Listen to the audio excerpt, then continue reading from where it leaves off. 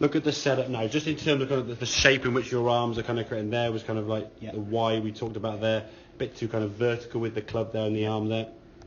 This arm's coming across now, it weakens off your grip. As I said, we haven't strengthened your grip or changed it, but your hand now has just got slightly further over because of the way the shaft's been pushed forward more towards your left thigh there, okay? And ideally speaking, you want that shoulder, the arm and the club to be more in line, and the feeling of your chest, as a feeling, your chest is pointing over there. It ain't anywhere near that, but you've been used to having it with the shoulders being levelled off this way too much, your chest kind of points there. That creates that steeper, and you'll see in a second as you come down now, this higher right shoulder, right arm coming across it, chopping into it, big slice or whatever it's going to be, or a big pull. So the setup now there is as different as you can see. Now, top of the back swing there, not bad movement as you fair, but as we go back here now, same good turn. Now I just want to sort of showcase this sort of the visual of your right arm and right elbow here now, okay? Do you see that? There he goes, there he goes. As we get to about here now, your right arm is kind of there, like so, okay? Now if we go to this one here. The strange thing was that one on the left used to be a lot worse than that. Massively, exactly, yeah.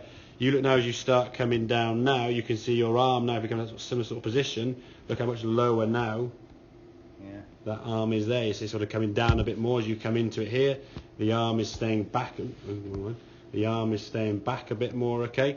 This one here now, that arm is a bit higher, okay? As you're coming in here now, that arm's further away from the body, so it's kind of already done this type. Please, like, square the club face up, and it's only minimal, okay? But I mean, we just get in that position where that club comes back. As we said, the difference down here needs to be about that, and the ball's either going, boom, a line ball there, 199 millimetres offline, or literally leaving the golf course left or right somewhere. So we can get that arm back a little to start with. Impact position there for me is class. Hands, shoulder, club are nice and light. As we said, we're bookending the golf ball there with the hands and the head, pretty much behind the ball nicely. And then you can release your arms through. And again, the follow through now looks nice over that left shoulder. Something you never got there. Exactly. You've normally been like kind of because you've been coming down this way, you can't actually get out your own way. That's why I said at the start, your follow through is definitely looking a lot more free and fully releasing to target. So we can get that shoulder staying back, push him back, turn the chest down this way, feeling that lead arm and club more in a sort of vertical line.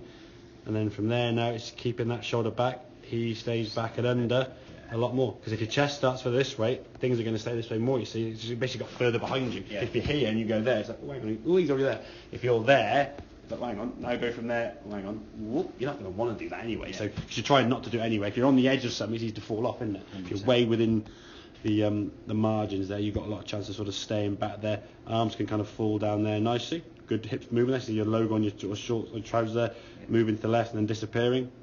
Good strike. Nice. Release through, mate. So there's good movements there.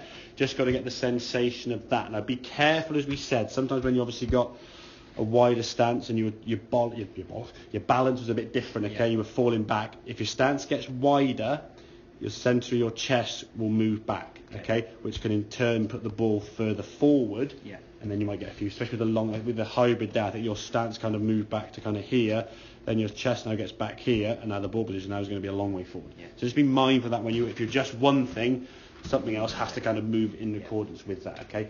So just be careful of that in terms of your setup. Okay, mate? Make sense? Yeah, lovely stuff.